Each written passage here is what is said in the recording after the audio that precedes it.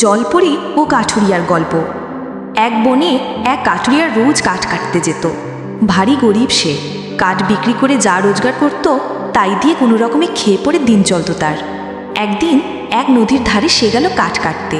সেখানে গিয়ে একটা গাছে যেই কুড়াল দিয়ে ঘা মেরেছে অমনি তার হাত ফসকে কুড়ালটা গভীর পানির মধ্যে পড়ে গেল।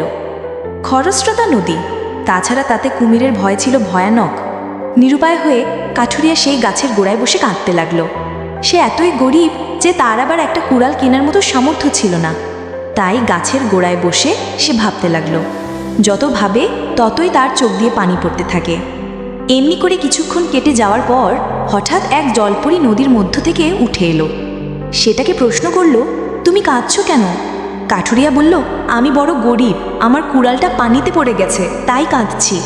জলপরি বলল, আচ্ছা, তোমার কুড়াল আমি এনে দিচ্ছি, তুমি কেঁদো না। এই বলে সে তৎক্ষণাৎ নদীতে ডুব দিয়ে একখানা সোনার কুড়াল তুলে এনে জিজ্ঞাসা করল, এটা কি তোমার? কাঠুরিয়া ভালো করে দেখে বলল, না। সঙ্গে সঙ্গে জলপরি আবার পানির মধ্যে ডুব দিয়ে একটা রূপার কুড়াল নিয়ে এসে জিজ্ঞাসা করল, তবে এটা কি তোমার? এবারও কাঠুরিয়া বিশেষভাবে পরীক্ষা করে বলল, না, এটাও আমার কুড়াল নয়।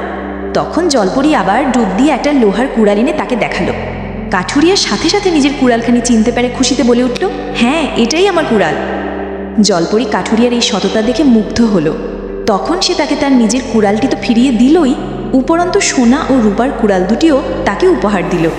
কাঠুরিয়া খুব খুশি হয়ে যখন পরীকে ধন্যবাদ দিতে যাবে তখন দেখে সে অদৃশ্য হয়ে পানির মধ্যে হারিয়ে গেছে।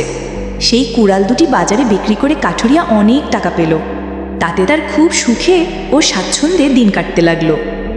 এদিকে হলো কি, এই গল্পটি তার মুখ থেকে শোনার পর আরেকজন কাঠুরিয়ার মনে বড় লোভ জন্মালো।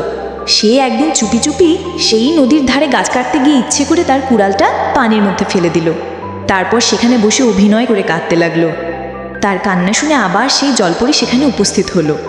পূর্বের মতো এবারও প্রথমে একটি সোনার কুড়াল তুলে সে তাকে জিজ্ঞাসা করল, এটা কি তোমার? সূর্যের আলো পড়ে সোনার কুড়াই ঝলমল করে উঠল।